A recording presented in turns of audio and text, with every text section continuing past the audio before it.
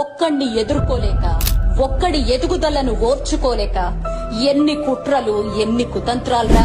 రాజకీయంగా ఎదుర్కోలేక ఇంత ఓర్వలేనితనం ఎందుకు, ఇంత ఈర్ష్య దేనికి? అమ్మవారిని ఆరాధించేటోడు ఆదిశక్తి. ఓర్వలేని కొడుకులని కూసిన కూత, ఓర్చుకొని మార్చినడే పేదల రాత. పదవులేవి లేవు గాని రాజుల బిడ్డ, కొలిసేసిన గుండెల సింహాసనమంట. ఉన్నదంతా కోత ఉన్నా ఉండదింత గర్వమన్నా కడుపున సైన్యమై నడిచిన తమ్ములు చుట్టూ వాళ్ళందగా బతికేస్తర వందేళ్ళ పాటు.